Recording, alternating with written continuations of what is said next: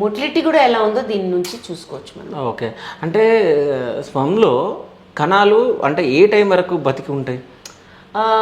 వీర్యంలో అండి ఇప్పుడు ఒక శాంపుల్ వచ్చిందంటే ఈ టేబుల్ మీద పెట్టేసామంటే ఒక 48 hours దాకా మొటిలిటీ తగ్గుతూ ఉంటుంది, కదలిక తగ్గిపోతూ ఉంటుంది, బతుకుంటాయి కానీ సో యాక్టివ్ గానే ఉంటాయి. గర్భసంచిలో 5 రోజుల దాకా ఉండొచ్చు. గర్భసంచిలో కణాలు ఉన్నాయంటే 5 రోజుల పాటు అవి బతుకుంటాయి. ఒకవేళ ఫ్రిడ్జ్ లో పెడితే?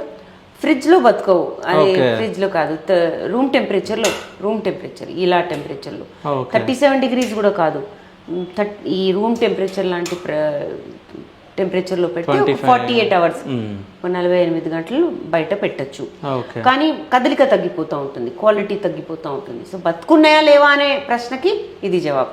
కాకపోతే బాగున్నాయా లేవా అనేవి ఒక 1/2 hour పాటు మనం, అంటే శాంపిల్ వచ్చింది ఒక 1/2 hourలో మనం ప్రాసెస్ స్టార్ట్ చేసి వాడేసుకుంటే మంచిది. కాబట్టి క్వాలిటీ తగ్గిపోతూ ఉంటుంది.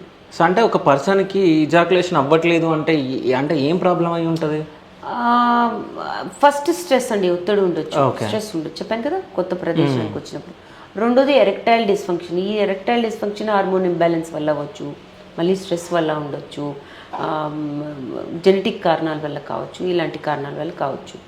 సో ఆయన ఇవ్వలేకపోతున్నాడంటే ఇవి మెయిన్లీ కారణాలు ఉంటాయి. లేదా లోపల రీప్రొడక్టివ్ ఆర్గన్స్, అంటే ఆ సిస్టమ్ మంచిగా పనిచేయాలంటే అన్ని పార్ట్స్ బాగా పనిచేయాలి. దాంట్లో సెమినల్ వెసికల్స్, ప్రాస్టేట్ అని ఉంటాయి.